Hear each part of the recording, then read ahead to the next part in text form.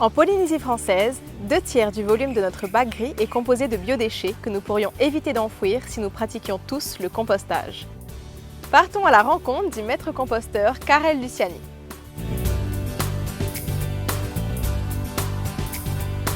Composter, c'est tout simplement réduire ses déchets, c'est-à-dire les déchets qu'on produit. Donc un autre intérêt de composter chez soi, c'est qu'on va obtenir un compost naturel et qui sera utilisable au jardin. Donc pour son potager ou pour les mettre autour de ses arbres fruitiers ou autour de ses fleurs.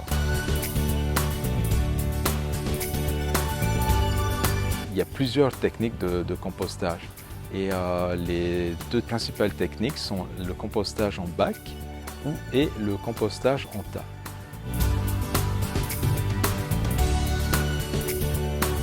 Ce bon mélange, c'est d'apporter dans son bac un volume de matière sèche avec un volume de matière humide. Donc ces matières sèches et humides, c'est aussi on appelle la matière verte, la matière brune ou la matière carbonée et la matière azotée. Donc pour ce qui est de la matière azotée, la matière humide, ça consiste en nos épluchures de légumes, de fruits. Également, c'est la tonte de pelouse. C'est aussi quand on élague son jardin où on va faire des petites tailles, tous ces déchets encore verts sont de la matière verte, donc humide. Donc la matière brune, c'est quand on a un jardin, ce sont les feuilles sèches qu'on va ratisser. Ce sont également des petits bois morts. C'est aussi des cartons, des feuilles de papier journaux. Ça peut aussi être les essuie-tout, les rouleaux de papier toilette. Cette matière-là va plutôt apporter, va alléger notre mélange. Donc elle va structurer le mélange et va permettre à l'air de mieux circuler.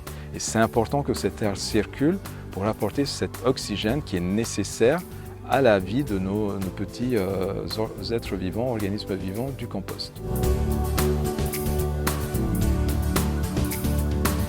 Les règles d'or, en fait, ce n'est que du bon sens. On sait que ce sont des organismes vivants qui vont travailler sur ce tas de biodéchets et qui vont les transformer en compost. Et c'est ces micro-organismes qui ont besoin d'oxygène, qui ont besoin d'eau et qui ont besoin de manger. Donc la règle d'or doit apporter ces trois éléments. Si notre composteur est au soleil, s'il est exposé au vent et qu'il se dessèche, là on a besoin d'apporter un peu plus d'eau parce que l'eau s'est évaporée. Alors c'est toujours mieux d'aérer son compost. On peut l'aérer 2-3 fois pendant la période de compostage, c'est-à-dire pendant ces 3 à 6 mois, on peut faire une aération toutes les 2 à 4 semaines, toutes les 6 semaines. Mais si on applique la règle de base qui est d'apporter un volume de sec et un volume de matière humide et qu'on fait tout simplement des petites couches, une couche de matière sèche, une couche de matière verte, une couche de matière sèche, une couche de matière verte, on a suffisamment d'aération naturelle parce que le mélange est structuré et on n'aura pas besoin de faire cette aération mécanique qui consiste à mélanger son tas de compost.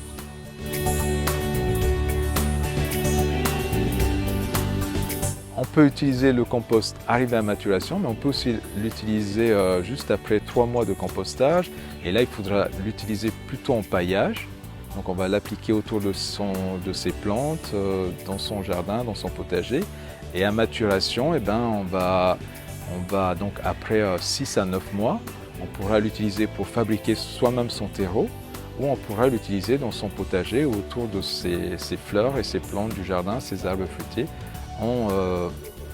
En déversant un volume de 5 à 10, parfois 15 litres par mètre carré.